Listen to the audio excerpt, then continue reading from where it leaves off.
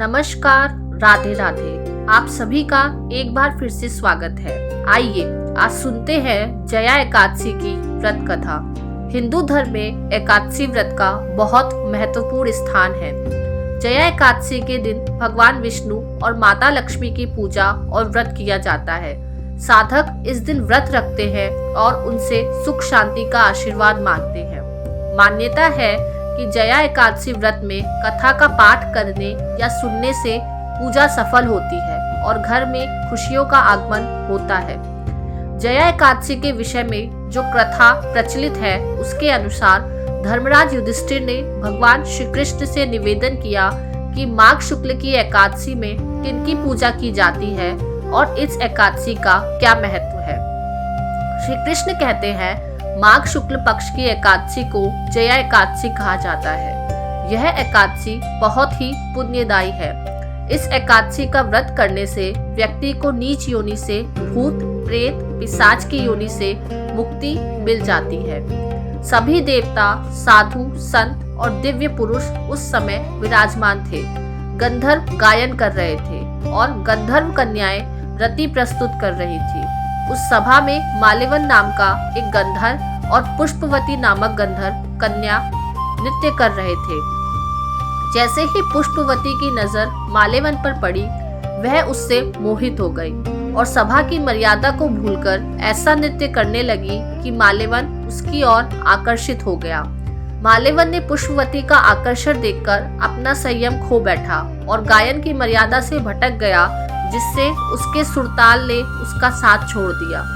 इंद्रदेव को यह देखकर क्रोध आ गया और उन्होंने पुष्पवती और माल्यवन को मर्यादा भंग करने पर श्राप दे दिया कि अब तुम स्वर्ग से वंचित हो जाओगे और पृथ्वी पर निवास करोगे तथा मृत्यु लोक में अति नीच यानी पिशाच योनि प्राप्त करोगे। इस श्राप से तत्क्षण ही वे दोनों पिशाच बन गए और हिमालय पर्वत पर एक वृक्ष के नीचे उनका निवास हो गया।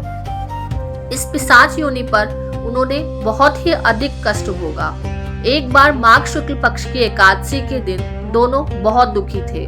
उस दिन न केवल फलाहार पर थे, रात्रि के समय दोनों को बहुत ठंड लग रही थी। अतः दोनों रात भर बैठकर जागते रहे। ठंड के कारण दोनों की मृत्यु हो गई और अनजाने में ही जया एकादशी का व्रत हो गया। ऐसा होने से दोनों को पिशाच योनि से मुक्ति मिल गई।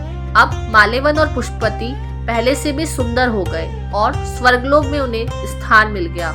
देवराज जब स्वर्गलोक में उन्हें देखकर चकित रह गए और पूछा कि पिशाच योनि से मुक्ति कैसे मिली। माल्यवन ने कहा, यह भगवान विष्णु की जया एकादशी का प्रभाव है। हम इस एकादशी के प्रभाव से पिशाच योनि से मुक्त हो गए हैं।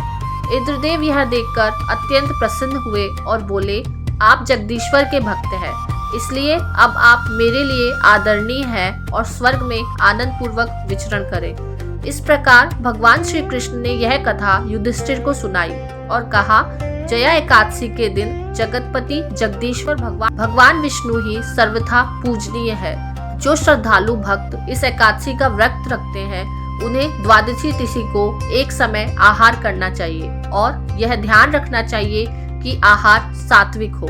एकादशी के दिन श्री भगवान विष्णु का ध्यान करके संकल्प करें और फिर धूप, दीप, चंदन, फल, तिल और पंचामृत से भगवान विष्णु की पूजा करें।